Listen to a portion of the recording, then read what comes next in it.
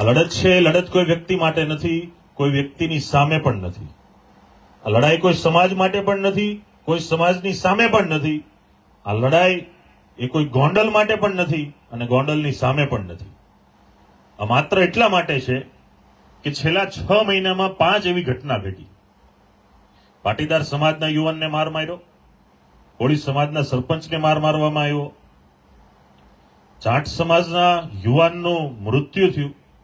આજે એમની પિતાને ગુજરાત હાઈકોર્ટમાં અરજી કરવી પડે છે કે પોલીસ આમાં તટસ્થ તપાસ ન કરતી હોય, સીબીઆઈને તપાસ સોંપવામાં આવે. આજે જ સુનાવણી હતી એની, આવતી 7 તારીખ ફરીથી પડી છે.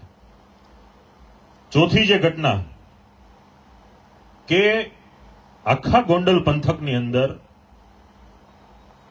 પટેલ સમાજના યુવાનને માર મળે, કોળી સમાજના યુવાન સાથે ઘર્ષણ થાય, સરપંચને માર મળે, જાટ સમાજના યુવાનનું મૃત્યુ થાય. અને ત્યાર પછીની જે વાત છે કે તમે કોઈ પણ વિસ્તારમાં જાઓ તો લોકોમાં ડર એટલો મોટો પેસી ગયો છે. આપણને એના શાસન સામે, એ વ્યક્તિ સામે, એના પરિવાર સામે કોઈ વિરોધ નથી. લોકો મત આપે, ચૂંટાય, કયો પક્ષ મુબારક છે. પણ એનાથી મત આપનારા મતદાતાઓની ઉપર જે જો હુકમી ચાલે છે, મને ઘણા બધા મીડિયાએ પૂછ્યું કે ગોંડલમાં એવું તો બધું શું જો હુકમી ચાલે છે, તમે કઈ રીતે બહાર લાવશો? હું દાવા સાથે કહું છું, આવનારા દિવસોની અંદર ત્યાં શું જો હુકમી લાવે છે ને અમે પુરાવા સાથે આપવાના છીએ.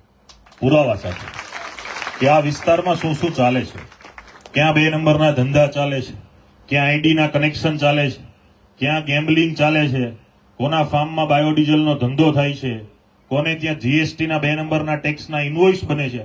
આવા તો અસંખ્ય ધંધા કુટુંબ પરિવાર કરે છે.